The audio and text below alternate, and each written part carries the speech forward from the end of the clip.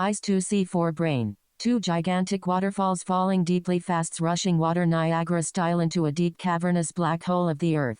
This chasm in deep blue is a welcoming you to the big spill. The three are actually four. The first and oldest brain, the ancient brain, our reptilian brain, mostly attributed to our autonomic nervous systems, the breathing, beating of the heart, growing of new cells, disposing of waste, and involuntary movements of the muscles. It is also associated with what's been called mistakenly or purposefully deceptively called the base instincts. The 4F's: fearing, fighting, feeding and fucking. On top of this reptilian brain is the mammalian or limbic brain, the emotional brain, intuition, creativity, the bridge between the conscious and subconscious. And on top of that is the neocortex, the thinking brain, with her to him left and right sides of part of her brain is responsible for problem solving and everyday awareness. I also believe in the female mammalian and reptilian brain as a connection to an or her reptilian brain called universe. I'll talk more about this later. And the fourth is a brain that's not in the body, it's a brain of energy, is the energetic or light body brain, sometimes referred to as the energy body. It's also called superconsciousness.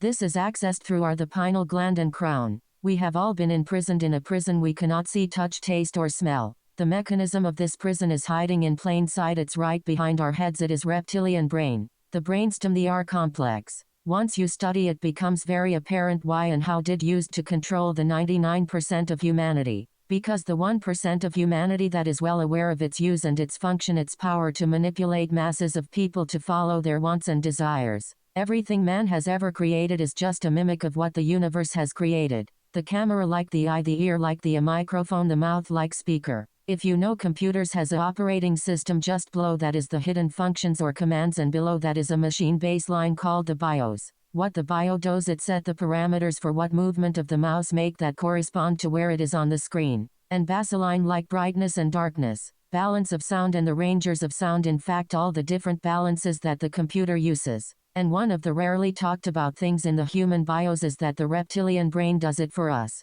I have an idea that some of the human baselines are done through genes and some in utero, which has some effect on our baseline. But this, I think, is the most important place where the rubber meets the road, where our human potential has been intentionally damaged. Birth techniques to limit human potential for the purpose of making people subservient, pliable through basic reptilian drive is primarily but not limited to the 4Fs. Through limitations at birth, a human being is limited by where the placement of his baselines for stress, safety, anger, food, love are limited to. Let's say the normal baseline range is 1 to 10 for stress. If you can manipulate the human being to have a range of only 3 or 2, then you will have a human being you can manipulate, steer in the direction the way you want them to go. And if you can convince this human being that you have their best interest at heart, that you can make them safe and well, and that human being will very easily follow you into war, into distraction, all the way into their own death without much resist. The best way that has been developed to suppress human potential is to interfere with the natural maternal and paternal process. Step 1: start with two parents that have suppressed baselines of their own.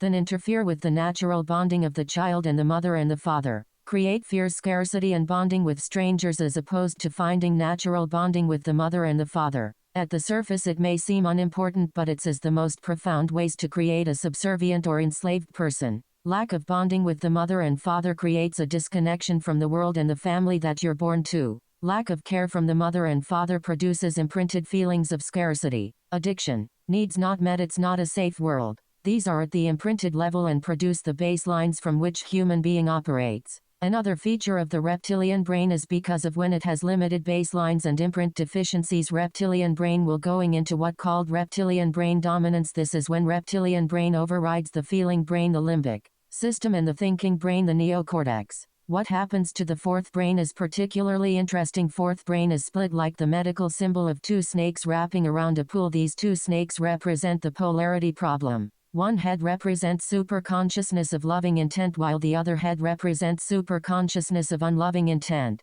I also believe there is some people are not connected to either intent, in a kind of limbo or neutral until something causes him to go one way or the other. People connected to unloving intent unconsciously can be molded, manipulated by their damaged imprinted baseline feelings. People of consciously or full awareness of unloving intent are the 1%. My biggest fear is that just one person with his back against the wall is willing to blow us back to the Stone Age through nuclear war, and believing that they can hide from this under the earth. I believe it only takes a few generations of Stone Age living to forget the civilization you come from. I believe this has happened before. Many people talk about us having amnesia. Many facts of history have been suppressed, ignored, discredited. All regulatory processes of the body go through the reptilian brain called the ganglia, to get to what's called the higher functions of the brain. What this means is that if somebody controls the brainstem, the reptile brain, they control human beings through the brainstem. Let's say you want to win an election. The best way would be to activate reptilian dominance in the brains of those you want to be on your side by using fear, anger, hunger, money, jobs, power.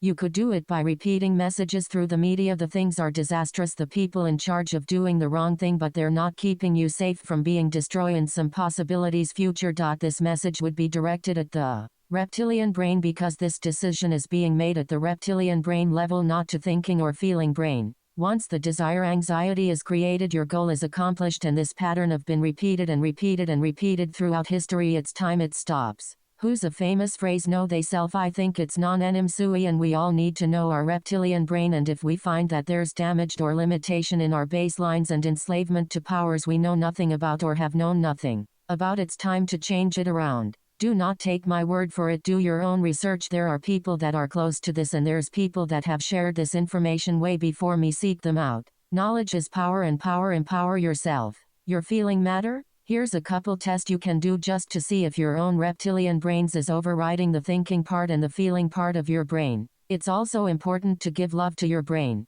Also, it's important to have a loving intent to connect to your reptilian brainstem, to loving super consciousness. Say it out loud or silently to yourself, and in fact to all of your brain. It's also important to entertain the idea that if you're not living to your full human potential, you may have reptilian brain damage, and if so, it's important to nurture your brain with love and understanding rather than self-condemnation and self-hatred. The third way to help this condition is to release judgments of the reptilian brain and of yourself and others. This could be done using a statement such as, I no longer choose to allow others unknowingly to control my reptilian brain, and I forgive myself for this judgment of myself and others. Get to know all these thoughts of limitation. Study your reptilian brain and that of others. Make a list of your anger and fears. Include your anger and fears toward yourself and others, and see what happens. To full human loving potential. Good luck and thanks for listening. G.H. George.